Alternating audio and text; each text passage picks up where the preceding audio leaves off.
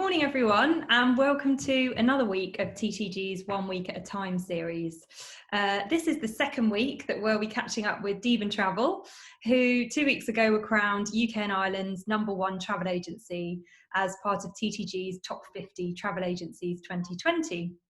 So today I'm very pleased to be joined by Lee Hunt, MD of Deben Travel in Woodbridge, Suffolk, who's going to talk to us about how the last week has been for the agency, charting some of the highs and the lows. So thanks so much for joining us today, Lee. How are you doing? Yeah, very well, thank you. Thanks for having me again. Thanks for coming. Thanks for being here. So I think we'll kick off. Since the coronavirus pandemic began, there's not really been a quiet news week in travel, I think you'll agree. So, and this week's was no different. So I wanted to kick off by asking you about your reaction to the government's airbridge agreements, details of which were announced over the weekend, with Brits able to holiday abroad in certain European destinations from the 6th of July without having to quarantine on their return. So I noticed on Twitter this morning you made an announcement saying that you're not going to be selling any holidays for July and August at the moment. So can you talk me through that? It's quite a big decision, and sort of what led you to make that decision? Yeah, it's a massive decision for us as a business. You know, July and August, particularly from a lates perspective over previous years, have obviously brought us in a good amount of income. And at a time when we desperately need that money into the business, But I think from my perspective, at the moment, it's raising more questions than it is answers being generated. I'm particularly concerned because we just can't seem to get, at the moment anyway, any clarity. And I've been receiving questions and inquiries from clients over the weekend and today that, in all honesty, I've not been able to give an answer to. And I believe unless we're in a position where we can guarantee our clients the holiday that they're paying us their hard-earned money for, it's going to end up in complaints, it's going to end up in claims, it's going to end up in confusion, it could end up in negative publicity for us as a store. And so personally, I'm just not prepared to take the risk at the moment until there's a little bit more clarity, really. I mean, some of the questions that we're being answered are things like, what happens if I today book a holiday to Greece, which is green, and yet in 2 weeks' time that becomes red? I don't know the answer. What if our area, like there are conversations about Leicester, for example, going into lockdown. What if our area goes into lockdown? What will happen with our holiday? Are we still allowed to go? I don't know, just don't know. And I think various questions like that, along with some of my own research that I've been doing on certain hotels, it just worries me, and I just don't feel at the moment we're in a position where we can comfortably book holidays departing in July and in August. Certainly not the holiday that the customer feels they're going to be getting anyway. So it's out of a sort of concern for the customer and their safety, essentially, really. Definitely. Their safety, our reputation. Yeah. And if the FCO travel advice were to change, which people are sort of talking about that it might change, in the coming weeks, is that something that you would then review if that was the case and the restrictions eased?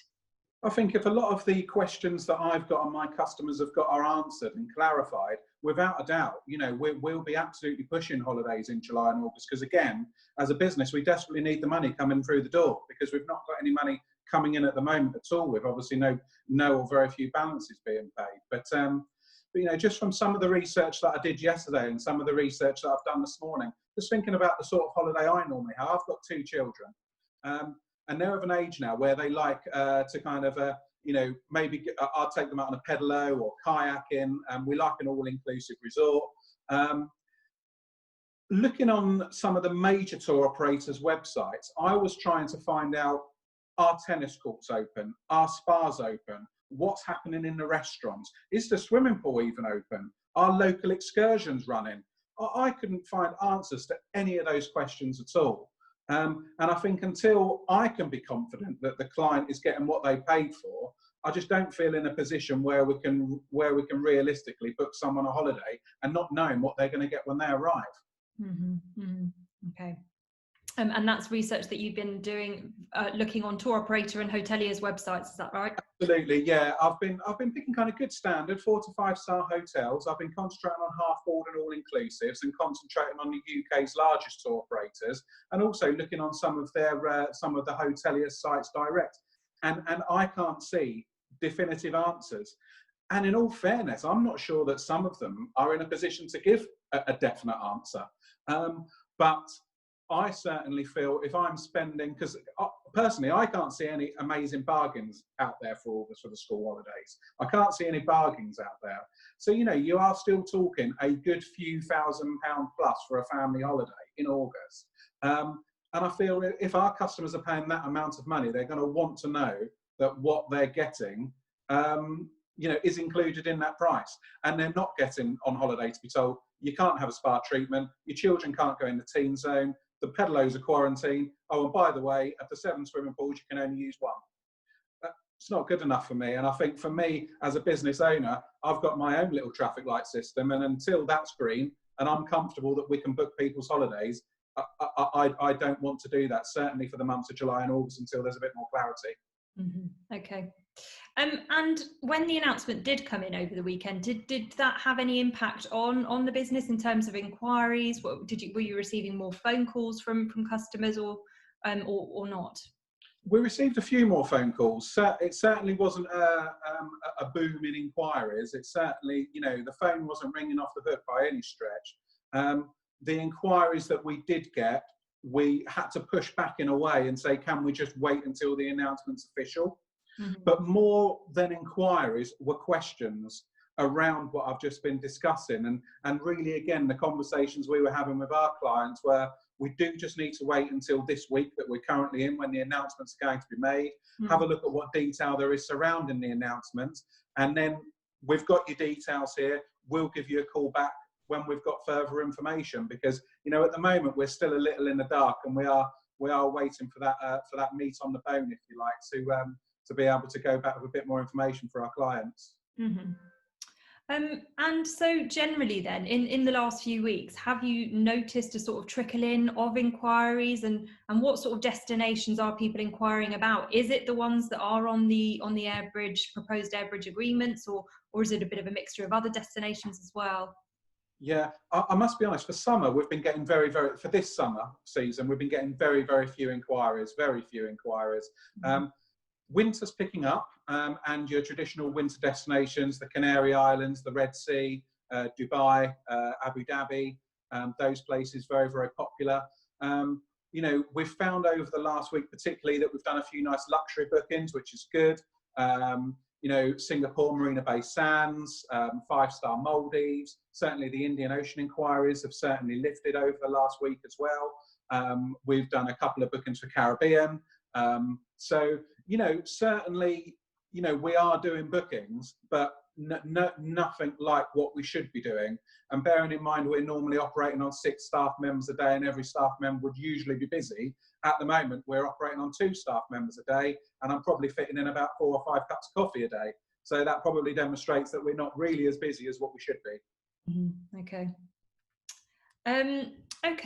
Moving on to another big story to hit the travel trade headlines last week, which was the fact that the consortium Global Travel Group, which I know Deben Travel is a member of, is being acquired by the Travel Network Group. So what was your reaction to that announcement, and what support have you been given since from the consortia? Yeah, I think, it's all going on at the moment. I'm shattered. It's all going on at the moment.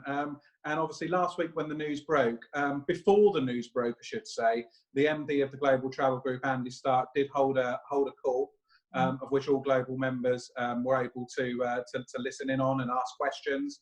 And I would say that, the Global Travel Group did kind of get ahead of the curve, if you like, with making their members aware before it being leaked to the press or anything beforehand. And really, I think for me, it's kind of a 90-day program now that we're going through before the acquisition has been completed. But it's fantastic news. It's amazing. I'm very, very happy. I think I've always been a proud member of the Global Travel Group. up until recently with a Refunds debacle. I've always been very, very happy with the Global Travel Group, and the team that Global have got are fantastic, from the guys into accounts to the management team to our business development managers. They've got a fantastic group of people. But I think for us to progress as a consortium, and I think for us to progress as an independent agency, now coming under the TTNG umbrella, is fantastic news for us. There's strength in numbers, and I think the numbers that TTNG will have will really help us from a marketing perspective. It will help us certainly when TTNG are negotiating commercial agreements with tour operators and airlines and cruise lines. So in all honesty, it can be nothing but good news. So really, really looking forward to the to the way things are going to be in a few months' time. Okay, good to hear. And I should add as well, actually, that TTNG also have been very, very good on their initially. They've held numerous Zoom calls where Global Travel Group members have been able to go on the call, meet members of the TTNG management team, ask questions. So yeah, overall, it's been handled really well, and very excited about what's to come. Great. And you opened both of your agencies on the 15th of June, that's right, isn't it? That's right. So how did you sort of prepare for that reopening, and what kind of equipment did you have to get in to ensure that it's all safe for reopening and safe to welcome clients in?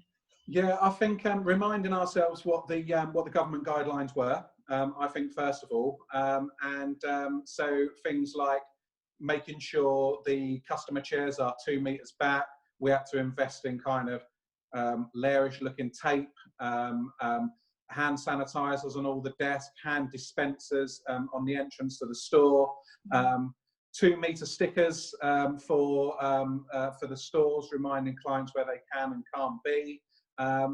You know, we're a pretty small store anyway, so I think investment wise it was more around tape, stickers, hand sanitizers, wall dispensing hand sanitizers as well, and also obviously with the size of the store in Deben Travel, we can only have 2 team members in at the moment, so myself and my assistant manager Abby. At Cruise Ready, we really can only have 1 team member in at the moment, so that's the assistant manager Elodie. So you know, it's been pretty easy to handle because we haven't got hundreds of people we need to control. Yeah. Okay. And clients are being brilliant as well. Actually, overall, clients are coming in and looking at the notices and, you know, adhering to what we're asking. So that's positive. That's good. Okay, so we're going to move on to talk about some of the challenges that you've had in the past week. So I think we'll just jump straight in there and talk refunds and ask how that situation is for you. Is it getting any easier out there, or is it getting trickier as time goes by? I think it's, on one hand, it certainly is getting trickier as time goes by because customers are getting more and more frustrated as to why they're having to wait so long for their refunds. And there's only so much batting back we can do, if you like. We try and do all we can to keep our customers up to date and try and be on the front foot to avoid that call or email to us in the first place. But understandably, some customers are now getting particularly frustrated. Now, I mentioned on the call last week, we're in a position where when we received the government bounce back loan, our loan for Deben Travel was 50,000. The majority of that, in fact, if not all of it now, has been spent on refunding customers who have been waiting such a long time. And we're obviously getting that money back from tour operators, but it really is trickling back in. So we know we'll get that back at some stage. I think now we're in a position, particularly with the Global Travel Group, because operators refund Global Travel Group where it enters their trust account. The Global Travel Group are doing all they can to work their way through the refunds as quickly as possible. But there are certainly some, last week as an example, there were almost as many new refunds submitted as what there were refunds paid out. So in a way, we're kind of jogging at a standstill here. And I suppose my fear now is, particularly with the acquisition from TTNG, that if members of the Global Travel Group were to leave and them not replace them, which they probably wouldn't be able to, is the refund situation going to get even worse? So without a doubt, the frontline staff at Global Travel Group in accounts and the business development managers and the guys in commercial are working as hard as they can, but the refund situation isn't good. You know, I've now got clients that have been waiting 14 plus weeks for their refunds, and it's becoming really challenging to manage that. Yeah. Okay. Yeah. So are those, how are those conversations going? Is it really kind of, tricky to have those conversations with clients? How are you reassuring them? I think it's tricky because it gets to a stage where you feel like a bit of a fraud yourself. Because originally we were saying 28 days.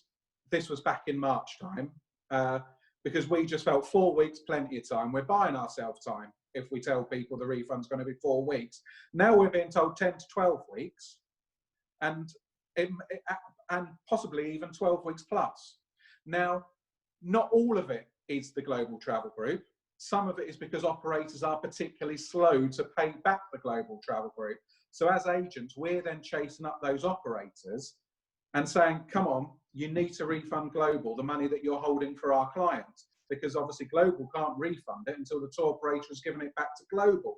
So we're having difficult conversations with customers, and some customers are getting angry, and I don't blame them at all.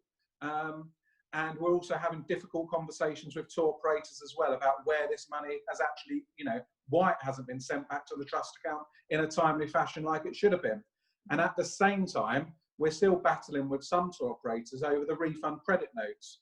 Refund credit notes that were issued, and customers have absolutely no plans to use those refund credit notes on another holiday.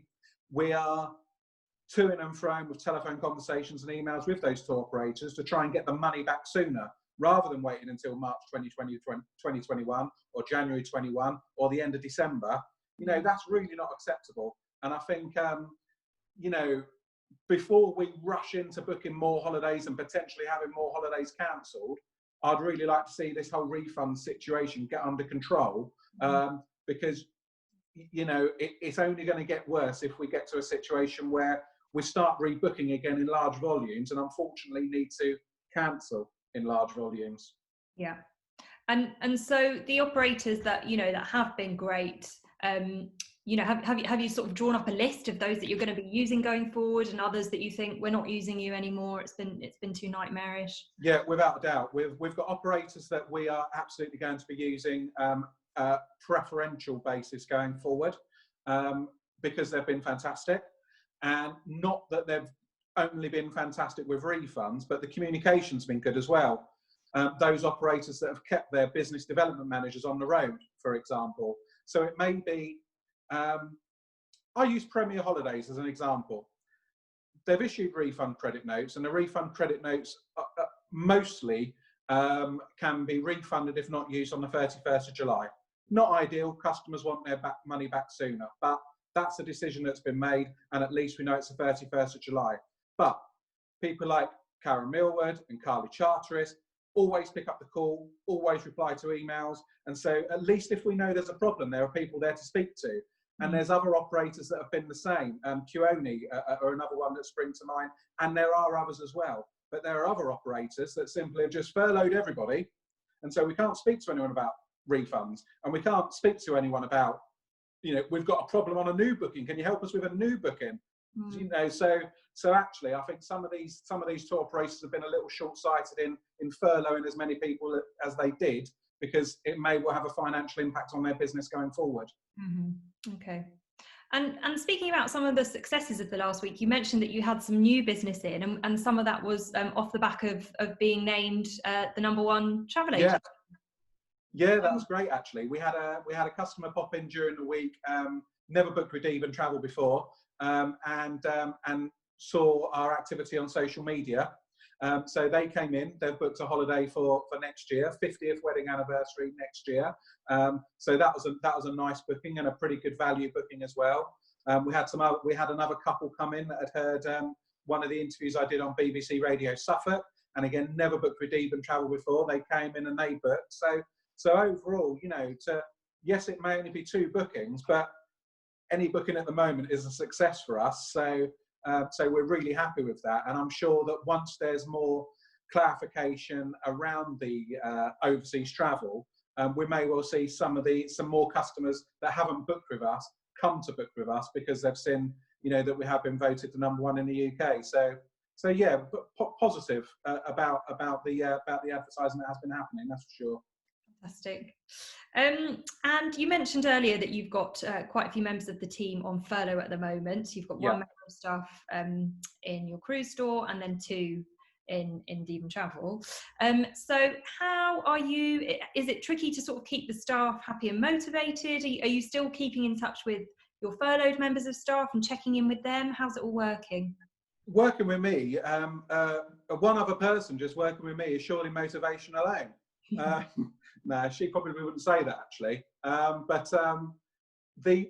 Because we're a close team, we're all on group WhatsApp chats and what have you together, and it doesn't. Yes, they're not in the shop and being together as a team, but we are still keeping very regular contact with each other. Mm-hmm. So for us, it's not so much of an issue because, as I say, we've got the group WhatsApp.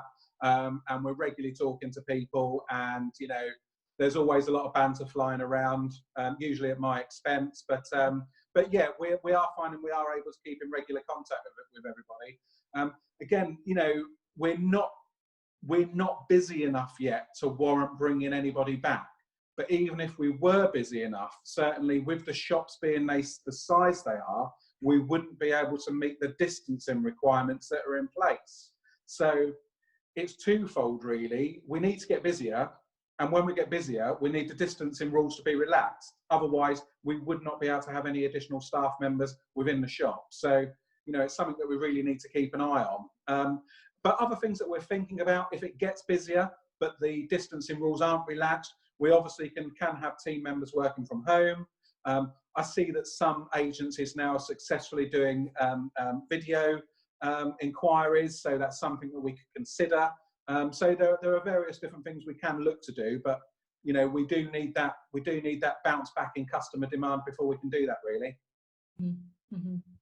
Okay, and this series is called 1 week at a time for a reason, but I know a lot of agents are sort of thinking 1 week at a time at the moment, but do you have any sort of plans for the next few weeks in terms of what you're going to be doing from a marketing perspective perhaps, or yeah, how you plan on sort of moving the business along in the next few weeks and what you're thinking about there? Yeah, I think for us it's certainly refunds needs to continue. Without a doubt, that's something that we need to continue focusing on over the next couple of weeks. From a marketing perspective, we are now looking more at certain UK breaks. You know, some of the operators that we work closely with, so Keone, Kirker, Osprey, Premier Holidays, Titan, who even offer a door-to-door service on UK breaks. We are going to be having a bit more of a focus on that. Our market type, dare I say, is that little bit older. And so, you know, they may be put off by overseas travel. So I think certainly some of the more high-end UK breaks, I think we could definitely look into. And I think as well, you know, just keeping up the regular communication with our clients through social media, through our newsletters that we offer, and just making sure really everyone is in a good place. From a cruise perspective, obviously, there are still some challenges around what, you know, cruises are taking place. Some cruise lines are still cancelling cruises to the end of kind of this cruise summer season. And so from a cruise perspective now, the focus really moving more into kind of winter and next summer.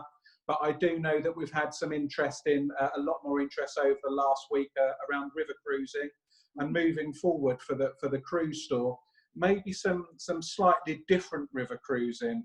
Russian waterways, Canadian waterways, paddle boats on the Mississippi, those things that people may not have really thought about before. So more of your inspirational stuff. We're also speaking to customers that are telling us we didn't book a holiday this year, so we want to spend more next year. So that's encouraging to hear.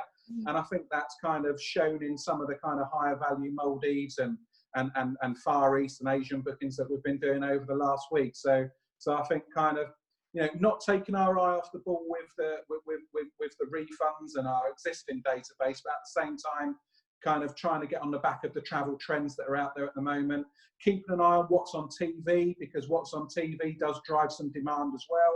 and there's some new TV travel programs coming up, so we'll keep an eye on those and schedule Facebook posts to coincide with those programs. So yeah, there's certainly going to be a lot going on over the next couple of weeks. Brilliant. How often are you communicating with clients at the moment then, when you mentioned newsletters there? How often are you sending those out at the moment? At the moment, just once a week, just on a Thursday. And on a Thursday, it's basically travel news and what's in our window, our offers, really.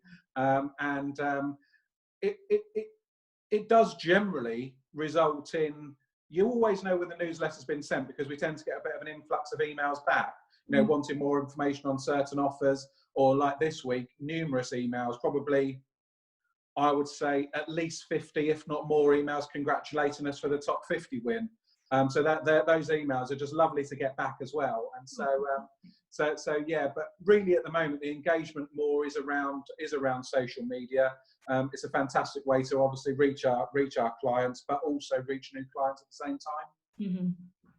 Okay, fantastically. I think I could keep chatting to you for ages, but I know we catch up every week, so I will save the rest of my questions for next week, if that's okay.